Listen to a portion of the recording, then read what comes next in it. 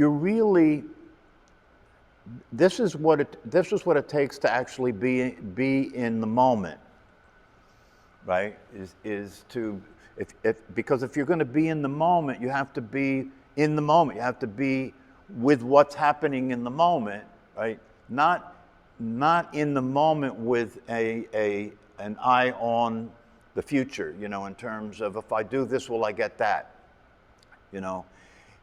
In the practice of meditation, the practice is something that you do for the sake of itself. You're practicing meditation to meditate, not to get something, right?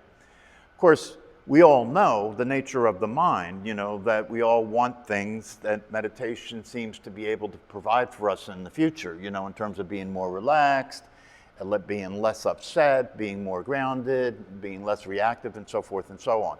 And it is the case, based on what people report who practice meditation consistently, that those things happen, right? But the paradox is that they're not happening because you are trying to get them to happen. They happen to just be a side effect of the practice. That's the situation. And so with this person, the thing that I want to focus on the most with them is to get them to understand the importance of doing the meditation consistently without fail. That's the biggest thing. If once you're doing it consistently without fail, you will learn a lot of what you will learn is out of the experience of doing it consistently. Right? And then obviously, if you, for whatever reason, stop doing it or you miss a day, right? It's just as important as it is to do it consistently, if you happen to miss a day for whatever reason, to get back on the horse, to go back and start doing it again, and don't make any judgments or conclusions about it. Just let the past go and continue to do the practice. But when you practice, you don't bring any of that into it. You just be aware of what's happening in this moment of time. Because in Zen, the focus in Zen from the teacher to the student is to have a relationship with you that will be the most powerful way to be related to you, that will promote you waking up, that will promote you being aware, that will promote you seeing for yourself directly who you are, seeing for yourself directly how it is. Because without that, what do you got? You know what I mean? Without that, what do you got? I can tell you firsthand, I knew pretty much the basics of the spiritual teachings for many, many years. And I studied Zen, I studied Hinduism, I studied Vedanta, I studied all of these different things, but the problem with that is that actually creates frustration and disturbance more than anything else, if what you understand to be the case is not how you're experiencing it. You know what I mean? That becomes the problem. You want to be, you can talk about it in terms of enlightenment. You can say you want to be enlightened. Well, what's that mean? Well, being enlightened means that you know who you are, right? But then the question is, okay, you know who you are, but do you know who you are in real time? Do you know who you are moment to moment? Are you consistently aware of who you are, right? And in the practice of Zen meditation, they're saying it's the practice that has that happen, not what you understand. And at some point, when you see for yourself through the practice the nature of reality, and when you see for yourself through the practice who you are, then what you've learned conceptually, right, is something that is being experienced, not just understood. You know what I mean? So that motivates you a little bit, because you don't want to be the one that didn't do it.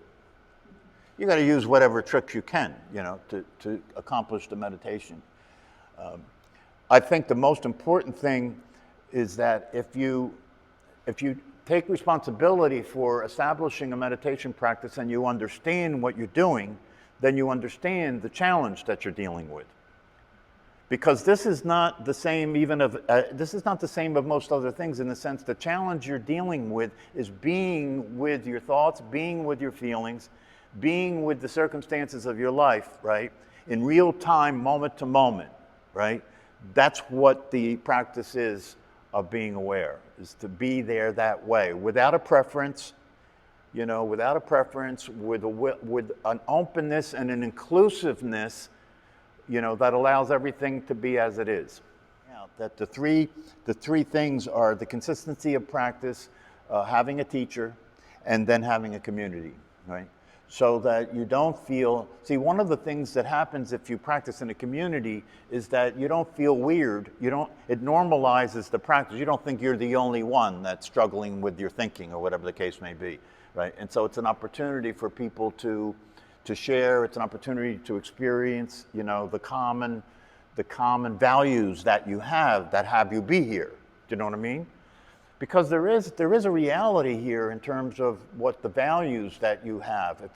If you value the possibility that you can be happy in this life, if you value the possibility that you can be at ease in this life and at home in this life, if you value the possibility that you can face death, you can face sickness, you can face your aging process, you can face the crazy world that you're in, If you value the possibility that that can be so, then that's the possibility that is motivating you to do what you're doing here.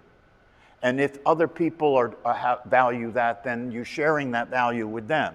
So you have a common way of understanding things. You have a common way of valuing life and of valuing the possibility that life could be for us as human beings.